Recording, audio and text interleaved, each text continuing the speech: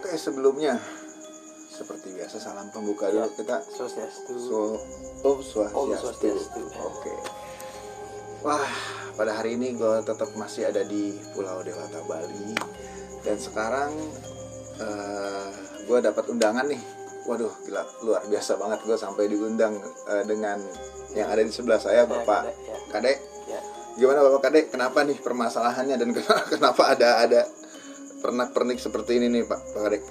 Ya, gini ya aku saya dulu pada waktu zaman Batu Ake ya saya sempat beli macam batu-batu ini.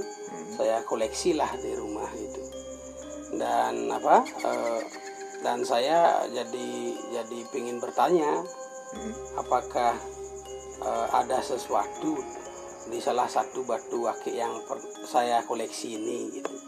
Cuma makanya saya ingin mengundang Ko Kepinnya untuk datang ke rumah saya mengecek barang-barang ini ada isinya nggak salah satunya gitu. No gitu. Ya. Kalau boleh tahu memang ada rasa-rasa apa Pak Kadek untuk apa namanya kok sampai mengundang saya untuk ngecek batu-batu ini? Ya. Mungkin ada satu rasa yang aneh atau ada hawa-hawa yang nggak enak atau bagaimana? Ya, kalau saya sendiri sih tidak begitu ya merasakan ya, cuma kalau dulu pernah saya sering tidur tuh kayak panas sekali yang saya rasa. Jadi sering saya sampai tidurnya di lantai, di keramik gitu sampai kepanasan. Habis itu tanya sama teman, pernah sih ada katanya yang nggak cocok, nggak bagus. Ada berapa udah saya kasih ke orang lah, bukan untuk saya gitu. Cuma yang tersisa ini aja. Dan Koko Kepinnya kalau bisa mengecek yang mana itu bagus atau enggak. Kalau enggak saya mungkin harus kasih ke orang lain siapa yang cocoknya gitu. Oke. Ya. Kalau gitu, ini dari tadi gitu ya, dari tadi saya datang, saya lihat ini lumayan ada tarikan-tarikan lah dari beberapa butir-butir batu yang ada di depan saya ini. Mungkin berbeda-beda. Ada beberapa yang saya lihat di sini ada hawa-hawa penarikannya. Tapi kita akan lihat lebih lanjut nih, apa nih isinya. Gitu loh. Nah, cocok atau enggak nih kalau Pak Kadek yang pegang. Gitu loh. Coba kita lihat satu-satu Pak Kadek ya. Ya, silakan.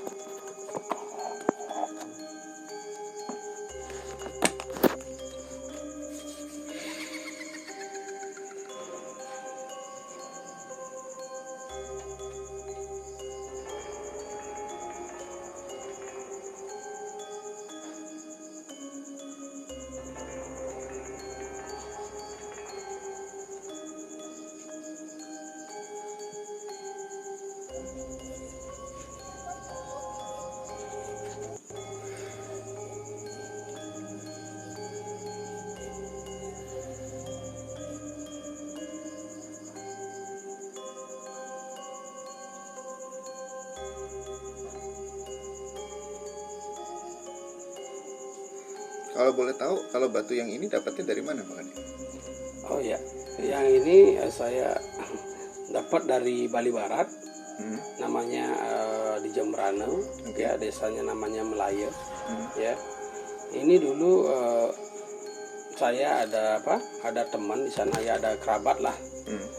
Itu dulu peninggal dari almarhum bapaknya kan ya, dulu katanya dia pintar lah, orang pintar gitu, udah meninggal.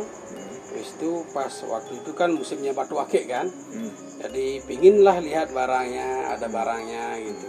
Habis itu saya lihat, wih bagus nih, saya nggak punya model gini, saya maharkan gitu. Dengan maharkan saya kasih kebetulan juga istrinya yang almarhum itu, istrinya masih hidup, saya kasihlah kayak dimaharkan biar mereka bisa beli untuk makan gitu kan. Ya dengan tukar. Kalau boleh tahu, ayahnya dari teman Pak Kadek itu seorang apa? Kalau di Bali dibilang nggak dukun gitu loh. Ya dukun, cuma saya senang lihat barangnya, ya saya beli gitu. Ya. Ini salah satu yang ngegigit, dalam arti saya tadi saya deteksi sedikit. Ini salah satu ada sedikit penarikan. Ini kalau bisa dibilang ada ruhnya. Syukur-syukur di sini dengan batu yang saya pegang ini tidak membahayakan, tapi hanya cukup diakui dan cukup diketahui bahwa satu butiran batu ini memiliki nilai tersendiri, gitu loh. Bukan untuk kita percaya, bukan untuk kita sembah atau kita dewakan, gitu. Cukup kita ketahui saja bahwa di salah satu batu ini ada penghuninya, gitu loh. So nggak apa-apa, kalau untuk ini nggak apa-apa, hanya sekedar peninggalan. Peninggalan almarhum.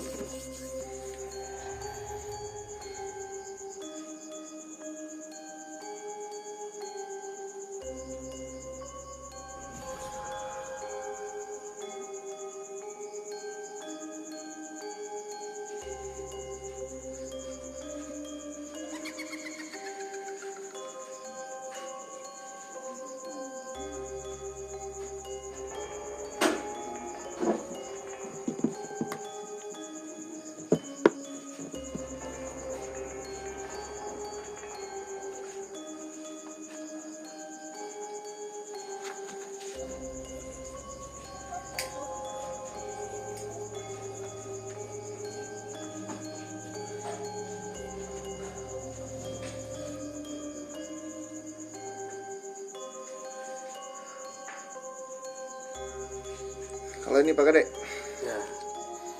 ini coba saya lihat dulu nih. Saya sampai lupa di mana dapatnya dia.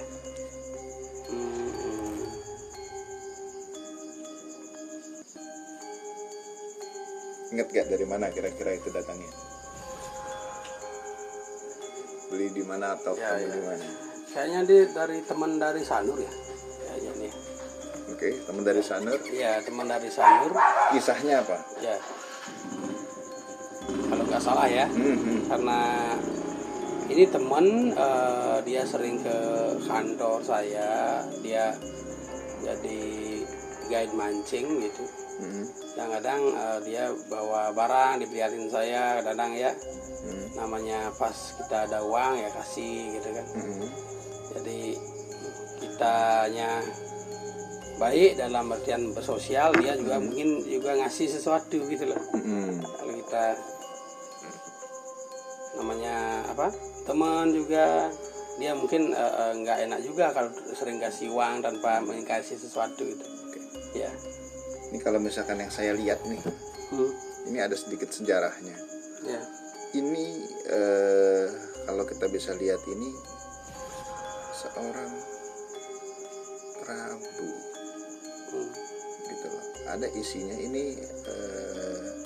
Saya nggak tahu ini diisi orang atau memang udah turunan. Tapi ini kalau dipakai, auranya berwibawa. Gitu loh. Saya nggak pernah pakai. Ada aura-aura wibawa di sini. Gitu loh.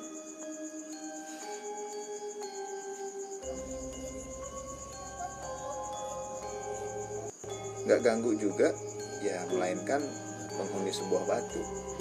Jadi nggak ada tarikan-tarikan tersendiri, hanyalah seorang penghuni sebuah batu. Gitu. Ini banyak sekali batu-batu yang ada di sini, kelihatannya punya cerita-cerita sendiri ya, Bang Ade ya? Iya. Kalau saya sih dapatnya gimana ya? Pada waktu zaman batu akik itu saya ikutlah kena apa namanya tuh, kayak demam batu gitu. Tadi saya beli, saya koleksi gitu. Tapi nggak semua sih saya pernah pakai gitu. Cuma saya beli, saya taruh gitu aja. Ya. Ada satu lagi batu di sini yang menarik perhatian saya, yang cukup apa namanya menggoda nih kalau bisa dibilang ya, secara kasat mata yang saya lihat gitu.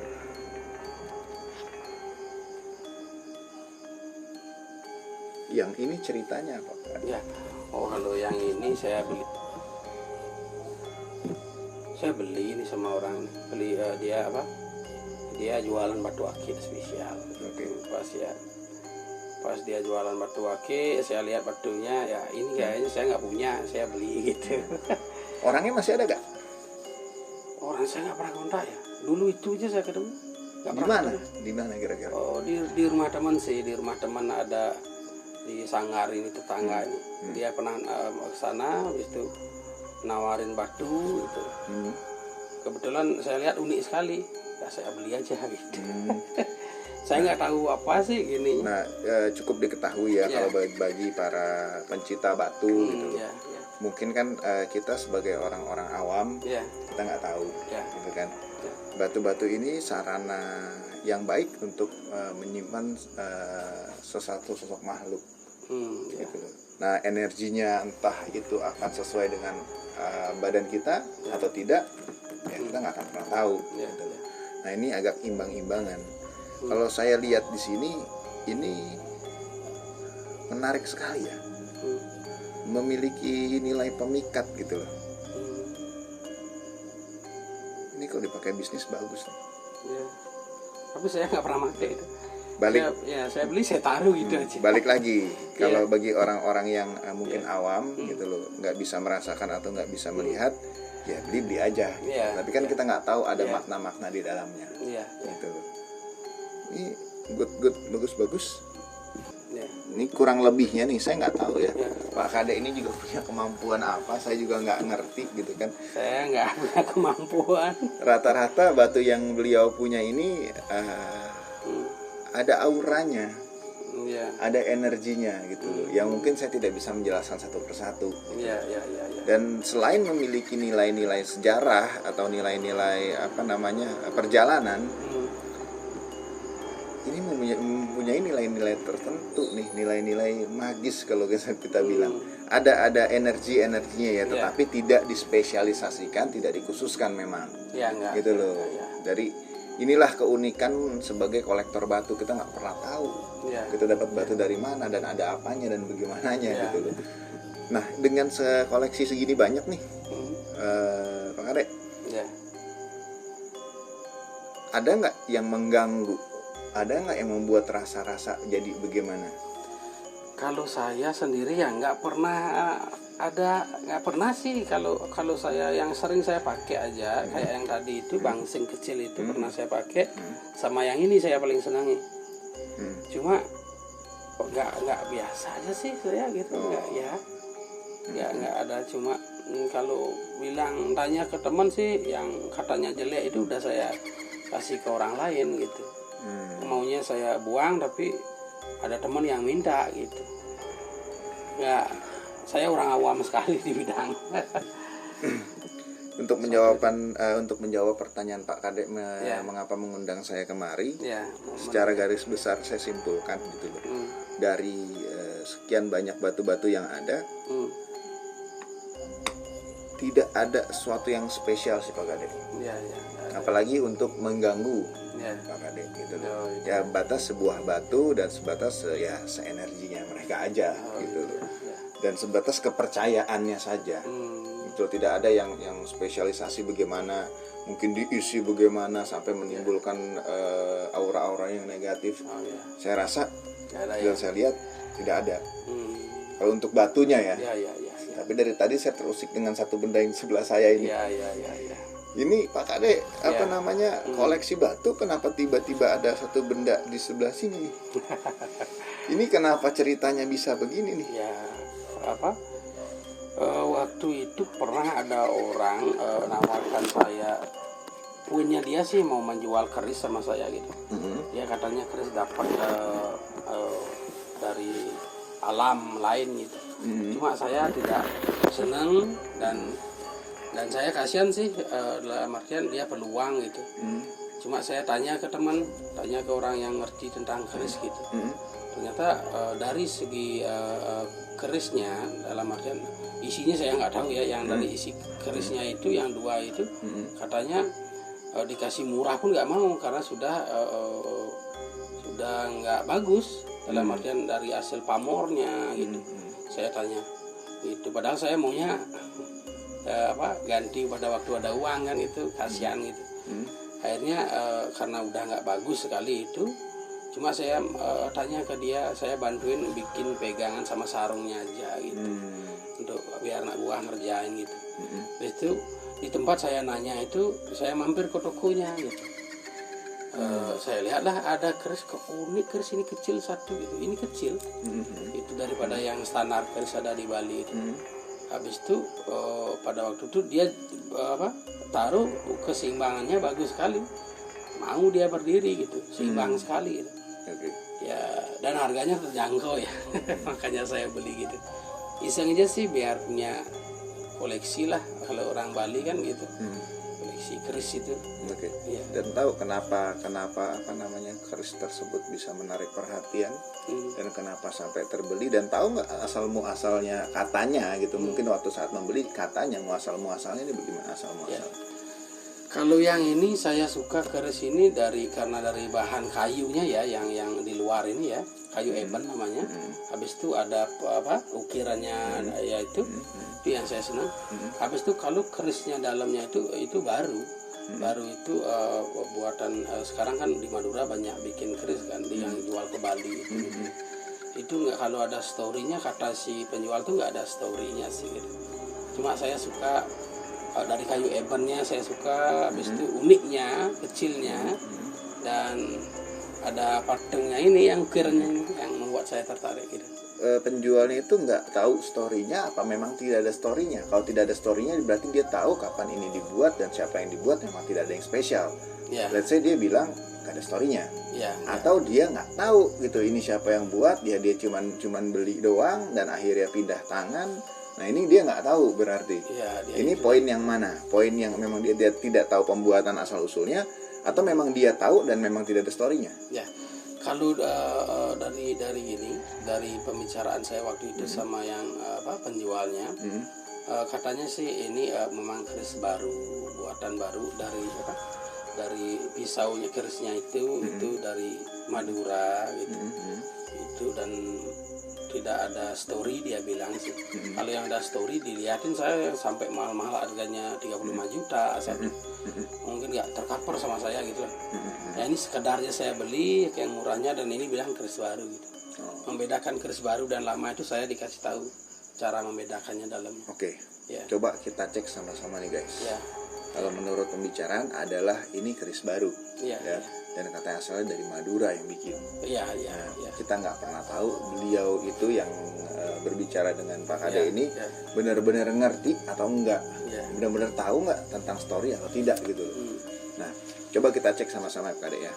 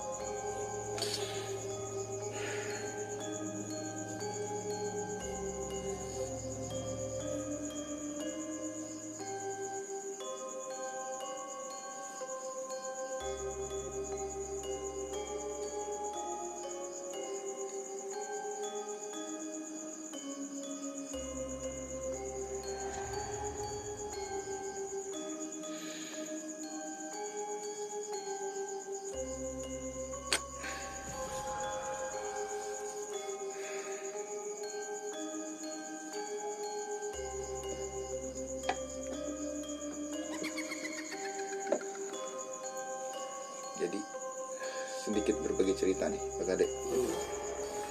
Yang terbaca dan terlihat oleh saya dan terasa oleh saya, memang betul apa kata Pak Kade. Ini keris baru, gitu loh. Tidak punya story, iya tidak punya story. Tetapi ini pernah digunakan sebagai media. Sebagai media, pernah digunakan. Jadi pernah terisi lah keris ini. Ketika dibuang isinya, ketika sudah tidak dipakai lagi isinya. Karena apa? Mohon maaf, keris biasa dengan keris yang dibuat spesial berbeda. Nah, ini adalah sebuah keris biasa, guys. Yang dicoba untuk dimasukkan sebuah ruh atau sebagai mediator. Gitu. Ternyata keris tersebut ini tidak mumpuni sebagai kandangnya. Gitu. Sehingga dicabut. Dipindahkanlah gitu loh. Jadi keris ini pernah menjadi kandang. Meskipun tidak lama. Gitu loh. Sebagai saya nggak tahu sebagai buat ritual atau apapun, pernah dijadikan sebagai kandang, tempat penampungan sementara lah intinya. Tapi ketika proses penyambutan, ketika proses pemindahan, ini nggak selesai.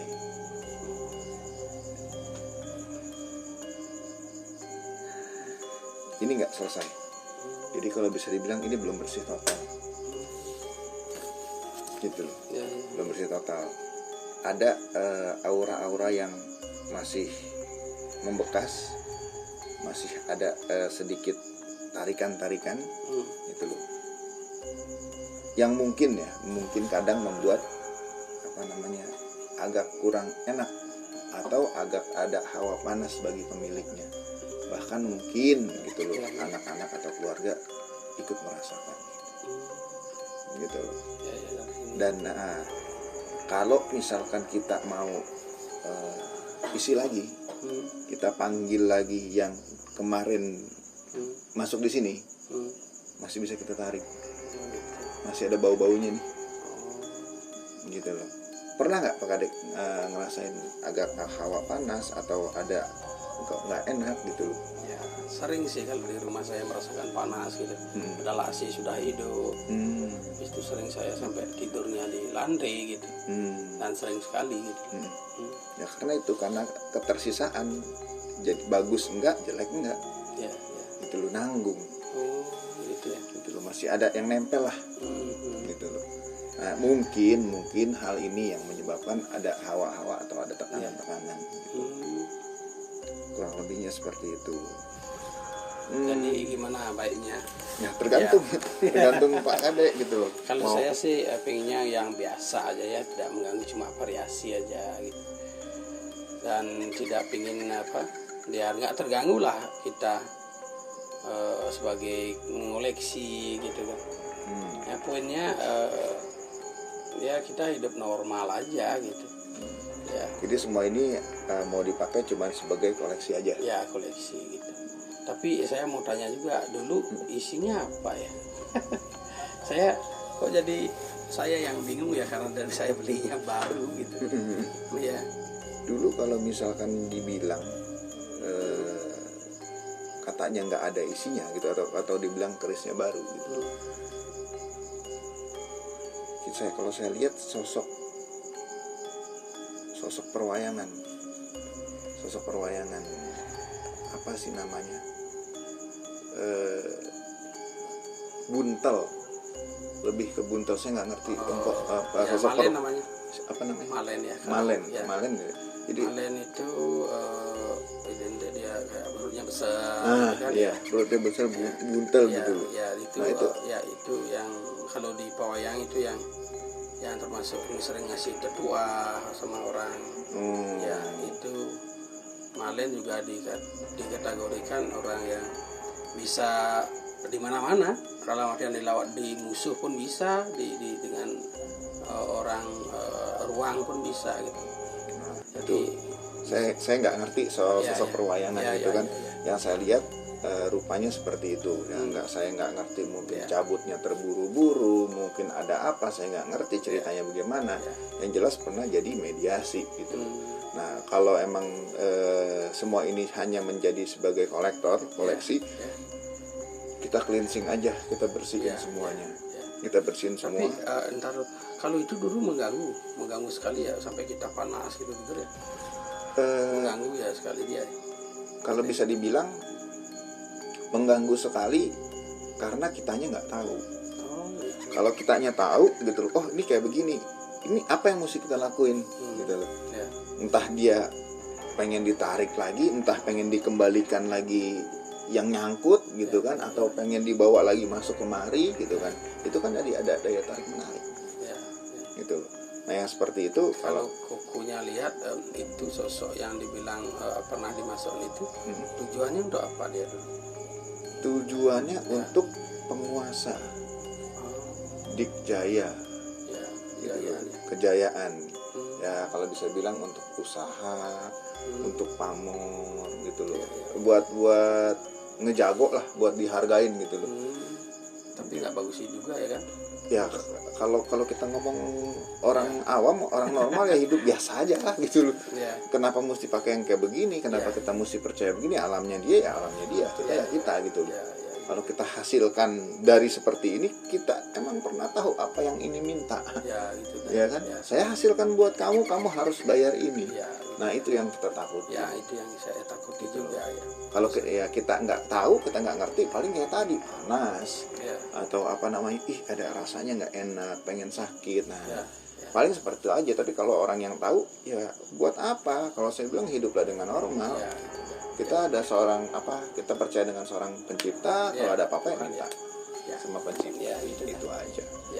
Paling kalau misalnya lebih bagusnya ini kita cleansing aja semua ya. Ya, cleansing aja dah. Kita cleansing semuanya biar nggak ini ya, biar nggak ada tekanan-tekanan, atau nanti bisa dirasakan sendiri bagaimana udaranya di rumah, bagaimana enaknya di rumah, akan lebih dapat deh hominya gitu.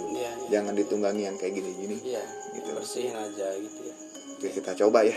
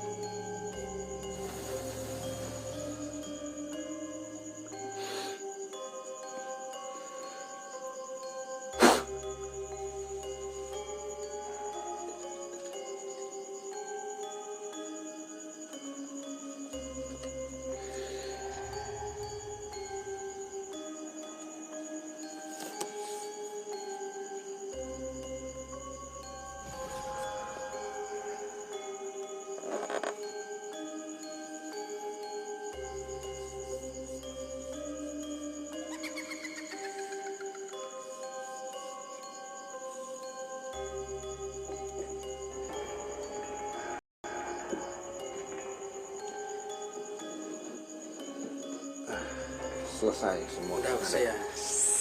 Selesai semua Pak Kade. Ya. Jadi apa yang Ya, kita koleksi biasa aja. lihat di sini sudah menjadi koleksi biasa Ya. dan udah nggak perlu lagi ditakut-takutin, Hmm. nggak perlu kita apa namanya memiliki keyakinan lagi tentang apa yang ada di dalam sini gitu. Ya. Biarkan alamnya dia, Ya. alamnya kita Ya. gitu loh. Ya tetaplah menjadi seorang kolektor yang tawakal Ya. gitu loh. Ya. Jangan kita percaya dengan apa makhluk-makhluk yang ada di dalam sebuah benda Ya. gitu loh. Tetap jaga prinsipnya. Kita tetap warga yang baik, Ya. tetap manusia yang baik, Hmm. tetap percaya kepada Tuhan. Ya. Oke, Ya, Pak Kade. kalau saya sih dulu memang tidak ada niat beli yang isi gitu kan. Yang poinnya saya tuh suka batunya, saya beli, saya taruh di rumah. Dan kalau memang itu harus dibersihkan, saya terima kasih sekali sama Ko Kepinnya. Biar saya punya barang ini masih utuh barangnya, dan hal-hal yang mistis gaib itu biar tidak ada di Amin. batu dan gitu. Amin. Ya. Oke, kalau gitu guys, kita tutup Ya. siaran kita untuk hari ini. Ya. Terima kasih sekali Pak Kade. Ya. Sama-sama. Nutup apa biasanya kalau di Bali? Om Santi. Om Santi Om.